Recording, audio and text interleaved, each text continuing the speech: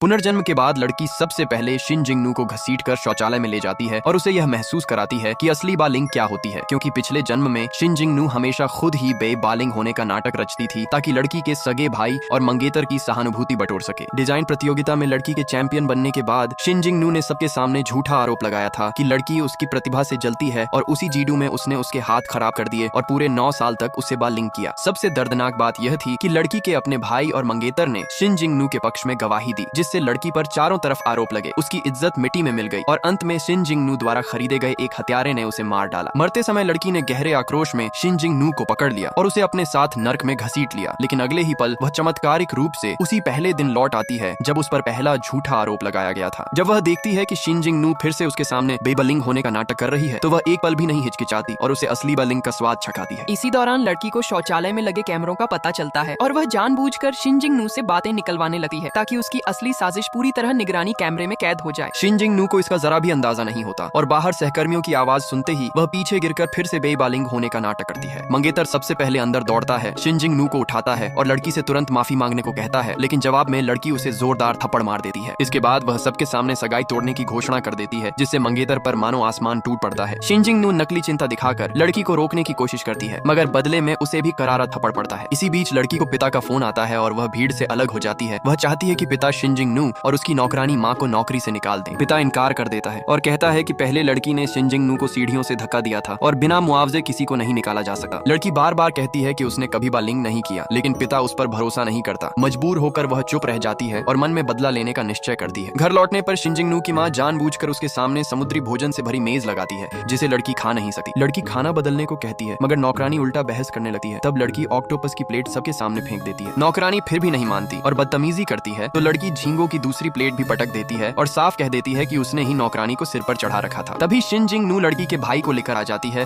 और भाई बिना सोचे समझे लड़की को धक्का दे देता है। इसके बावजूद वह लड़की को नाटकबाज कहकर नौकरानी से माफी मांगने का आदेश देता है। पुनर्जन्म ले चुकी लड़की अगले ही पल पूरी मेज उलट देती है। भाई गुस्से में हाथ उठाता है, लेकिन माता पिता के पक्षपात को याद कर रुक जाता है और शिन जिंगनू तथा उसकी माँ को लेकर चला जाता है। उसकी ठंडी नजर लड़की को पिछले जन्म की याद दिला देती है जब उसी भाई ने उसे मौत तक पहुंचा दिया था। इसके बाद डिजाइन अवार्ड की जश्न पार्टी में शिन जिंगनू भाई और मंगेतर के साथ आकर हंगामा करती है और लड़की पर बाल लिंग और चोरी दोनों के आरोप लगाती है।